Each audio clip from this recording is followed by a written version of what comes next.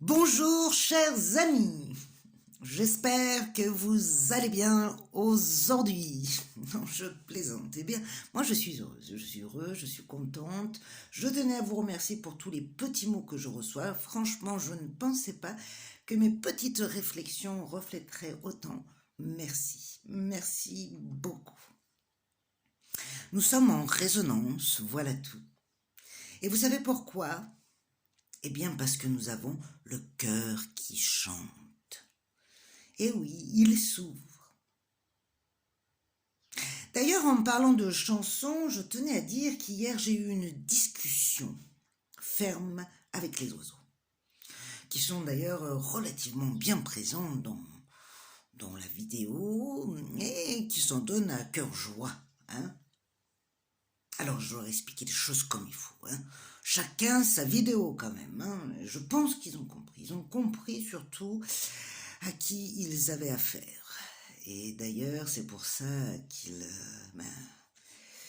ils ne changent rien. Ben non, parce qu'ils nous accompagnent.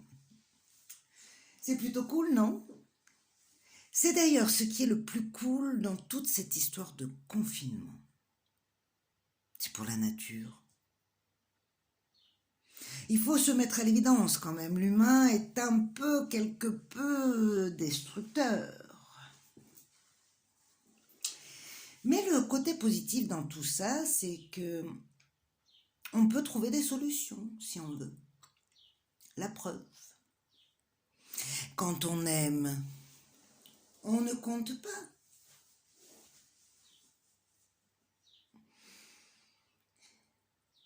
D'ailleurs, sans compter, c'est impressionnant, je trouve, en ce moment, le nombre de spéculations que nous entendons sur ce fameux coronavirus, nommé sous le nom de scène Covid-19. Yo. Par moments, ça peut même donner le tournis. Vaut mieux être bien ancré, finalement, tout en étant conscient que les choses nous dépassent quand même. Ça manque un petit peu de clarté ou de cohérence. Mais bon, comme nous sommes fous, nous allons nous en rajouter une petite couche de plus.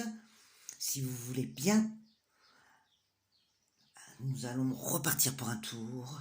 Valsons avec les mots, les codes et les idéaux.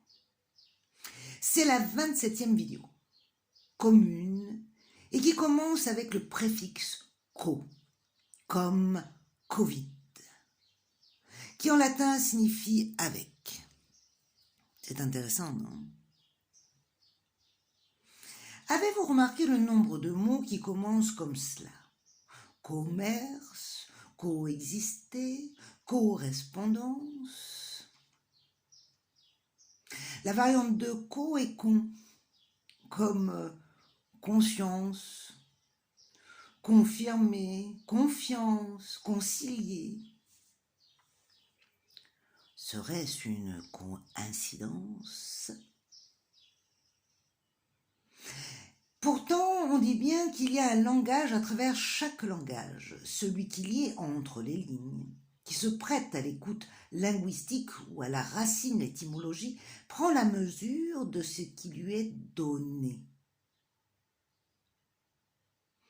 Je prends un exemple. Le mot comme. Comme, donc co, de, et me, moi. Donc, de moi, fait comme moi. Ou commérage, comme deux mères. Deux mères et âge, âgé. Donc, c'est un dialogue de deux femmes âgées, les commérages. C'est pas faux.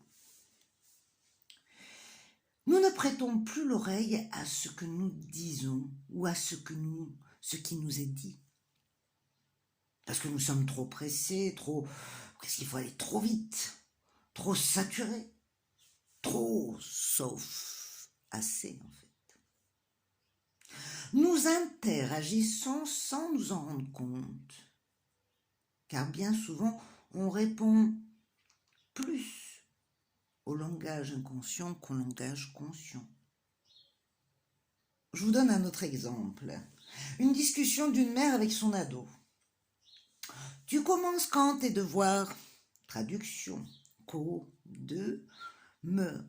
Donc, moi, en ce lien. Donc, fais comme moi. Si je rajoute maintenant quand, en prison, enfermé, et devoir, c'est la double vision, la supervision, ça a de quoi faire flipper. Et la réponse ne se fera pas attendre.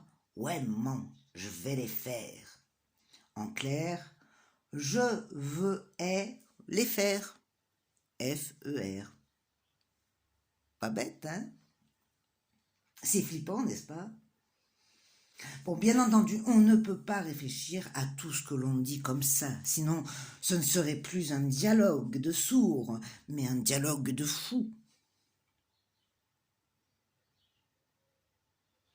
C'est juste pour vous faire toucher du doigt à quel point, lorsque nous émettons, nous ne maîtrisons pas tout. Nous avons des codes, des définitions en nous, et quoi que nous fassions, nous l'émanons. Vous avez remarqué comme des fois nous pouvons dire des choses, mais elles ne sont pas prises au sérieux, non? Eh bien, cela vient du fait de ce que nous émanons, bien plus que ce que nous disons. Un gentil aura beau dire « stop », eh bien, ou même porter une épée, il fera plutôt rire. Mais pour comprendre ce phénomène, appelons une experte. La carte du jour, j'ai nommé l'as d'épée. Observez bien cette petite cartonnette que je pose à côté de mon épée. Oui, j'ai mis un couteau, mais bon, hein. Il y a aussi du sens. Voilà, on fait avec les moyens du bord, d'abord. Voilà, là, elle est bien. L'épée est une arme inventée par l'humain. Elle a été forgée, moulée, adaptée à la personne. Si nous observons cette carte, une main tient une épée fermement avec en haut une couronne et deux plantes qui retombent de chaque côté. Sur le plan symbolique, l'épée est l'arme de l'esprit qui procure une force tranchante, s'attaquant aux idées et aux croyances.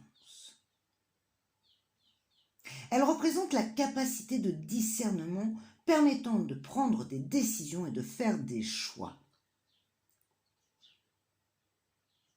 La couronne renvoie à l'esprit et les plantes qui se fructifient sur chaque côté représentent ce qui en découle.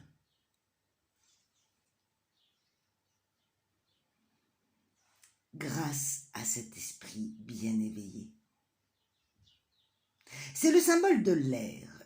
L'épée représente l'intellect, la réflexion, la capacité de concevoir des stratégies, la conscience.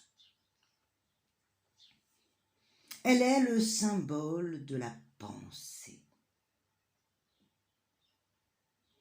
qui apporte tous les trésors de la réussite. Mais attention, elle coupe.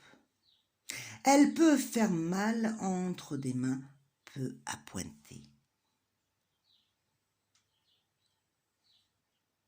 Il y a toujours deux équilibres évidents qu'il faut savoir mesurer. Jusqu'à quel point je peux donner à l'autre et jusqu'à quel point il peut aller vers moi. C'est la limite qui génère l'équilibre. Cette épée a deux facettes, un peu comme le Janus, deux poids, deux mesures, tout le temps. Et après, on tranche. Je te fais plaisir, ok, mais est-ce que ça me fait plaisir? Si oui, je dis oui. Sinon, ben, c'est non. Car sans cela, si vous n'êtes pas en accord avec vous-même, vous direz peut-être oui, mais l'autre sentira que non et vous prendra pour un malhonnête. Intéressant.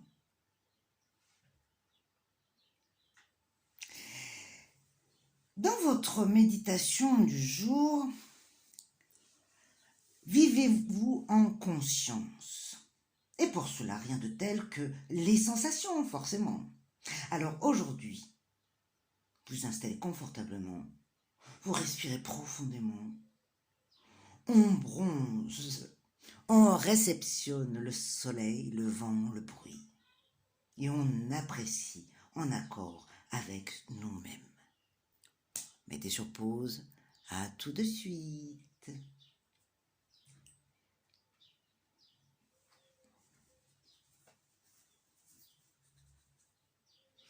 On passe à la carte couleur.